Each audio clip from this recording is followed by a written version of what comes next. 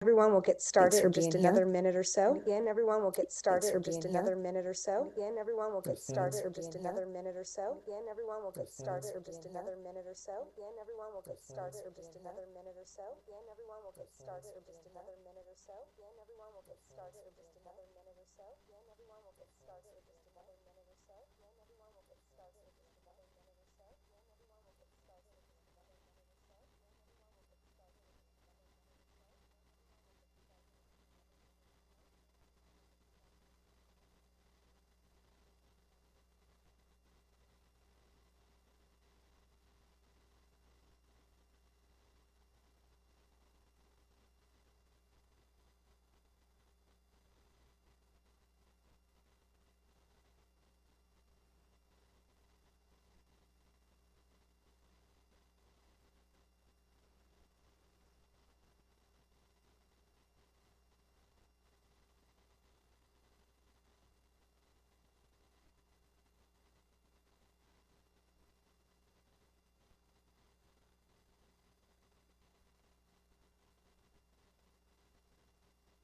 Okay, everyone, we're going to get started. Austin will be joining us. Okay, everyone, please use the chat to ask any questions.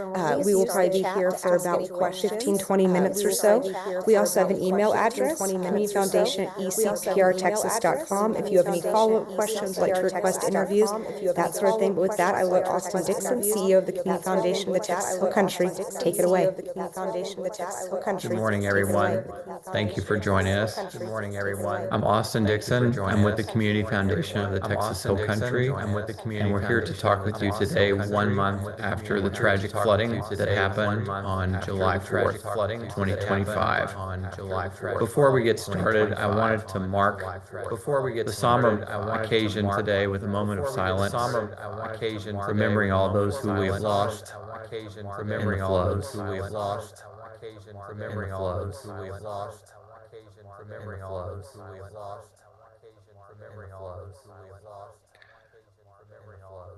I think in the past few days and few weeks, everything has been so busy for so many people as we adapt to new circumstances. And one of the things I've seen personally is how much neighbors love each other and have been supporting each other in this community. After this press conference today, I'm leaving to go to a funeral of some local friends, and I'll be joined by many other people locally who will be grieving, but also celebrating the life and the impact that people have had on not only us as individuals, but on our community as a whole. And I think this has been the past month a time when so many people in our area have wrapped their arms around each other and supported people in so many ways, some I've never imagined before. And we're just so grateful for all the love that has poured into this community. And I am grateful for all the love I have personally experienced in the past month. And I wanted to start with that today because it's on my heart, and it's also emblematic of what so many people in this community are facing right now as we deal with the grief and the loss and the tragedy, and also the hopefulness. I'd also like to celebrate and acknowledge the strength and the resilience and the generosity of this community, of the region, and of the entire United States and the world. I'd like to talk about where we've been and where we're going at the Community Foundation. In the past 30 days, the Kerr County Flood Relief Fund was formed at 9:48 in the morning on July 4th. In 30 days, the fund has raised over $100 million to support the relief and recovery efforts and redeveloping of our community. 10% of that amount has already been granted locally into our community. We have granted $10.8 million to frontline organizations, providing support for nonprofits, providing direct financial assistance to families and flood victims. We've also been able to rapidly support over 125 small local businesses that have received up to $10,000 cash grants to help make payroll, to clean up, and to keep going. We've also made grants to 17 volunteer fire departments, including Centerpoint, Ingram, and Hunt. These are fire departments that have not only answered the call, but have been staging grounds for so much of the response effort that is ongoing to this day. We've also funded crisis response organizations, helping do shelter and reunification work, providing food and meals. We've also made grants for school readiness with local independent school districts, with the first day of school just a few days away. Our goal at the Community Foundation for the past 30 days has been to stabilize our neighbors and strengthen organizations that are standing beside them. Where we are going now, the framework for the Community Foundation moving ahead is transitioning from an emergency crisis response to a more long-term, medium and long-term recovery effort. The foundation has launched 4 strategic funding priorities. Our top priority is to help flood victims return home, whatever that looks like for them. We have our housing fund, which will make grants to help homeowners repair and rebuild, to help renters find new housing, to help families make down payments on new places to live, as well as to secure mobile and modular homes and RVs. This effort is going to go beyond construction. It's about restoring dignity, stability, and a place to call home. Whether you own or rent or somewhere in between, we are committed to helping you rebuild what home looks like. This fund is our community's promise that no family walks alone on this journey. We're also setting up a mental health and well-being fund.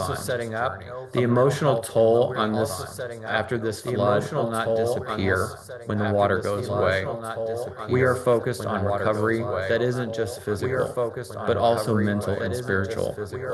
The Mental Health and Well-Being Fund will support healing in spaces like schools and wherever we process grief and rediscover hope and joy again.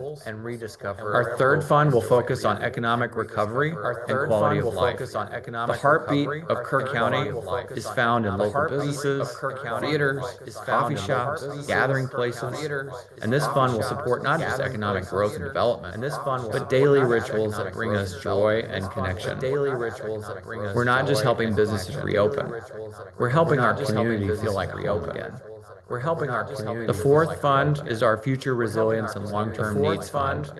Recovery doesn't just stop, and recovery doesn't just stop with what we see before us today. We're building for tomorrow and the years ahead. The infrastructure, the environment, the preparation that ensures that we are protected in the future. This fund will help us rise stronger and smarter and more united as a region. When the spotlight fades, when the headlines go away, when the Community Foundation and this community will still be here, and we will have to meet those long-term needs. These efforts will all be guided, all 4 funds, by 4 local advisory councils. Each fund will have trusted community leaders, including builders, educators, therapists, business owners, and pastors that ensure funding decisions are informed, thoughtful, and grounded in the needs of those who are directly impacted. The most important thing that we need everyone to know is how you can get involved. What we have built is rebuildkerr.org. You can visit that website and you can complete our needs assessment. If you have been impacted by the floods in some direct way, we need you to complete the needs assessment. If there's only one thing you take away, it's that needs assessment must be completed by everyone that was affected. We know there's lots of forms that people have to fill out, but this is one that's really important. It's a way to directly communicate your needs to the Community Foundation and its partners. We need everybody involved. We need everybody to raise their hand. We need churches and neighborhoods to block walk. Make sure that everyone who's been affected by the flood in a direct way fills out the needs assessment at rebuildkerr.org. If you're a nonprofit or a business or a civic group that also wants to help, rebuildkerr.org. There's a resource assessment that we want to hear from from you? Are there ways that you can help out with mental health needs, with rebuilding efforts, with down payment assistance? Do you have expertise? Are you local? Are you statewide? We want to hear from you as well. We will ultimately be matching those that have needs with those that can help. And that's the role of the Community Foundation and also the Long-Term Recovery Group for our community. Then we can match up those needs and organizations together in the next month or so, and we can start to make a real difference. This is your opportunity to love on our neighbors, just like I mentioned at the beginning. There's so much love and generosity and care going around right now. Engage with us. Help us share the road to recovery. If you're a flood victim, if you're directly affected by the flood in our area, please complete the needs assessment.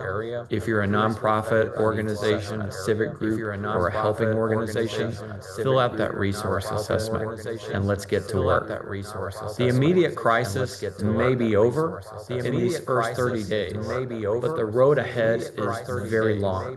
And the Community Foundation will walk that road every single day with our community as we work to rebuild and restore our homes. We will not just rebuild, but we will also reimagine.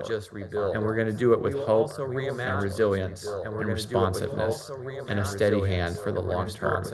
Thank you for trusting the Community Foundation during this time. Thank you for trusting the Community Foundation during this time.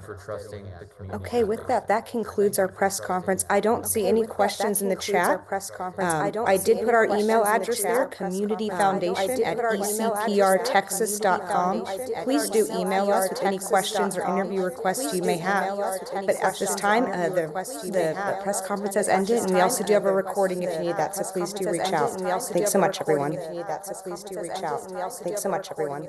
Thanks so much, everyone. Thanks so much, everyone. Thanks so much, everyone. Thanks so much, everyone. Thanks so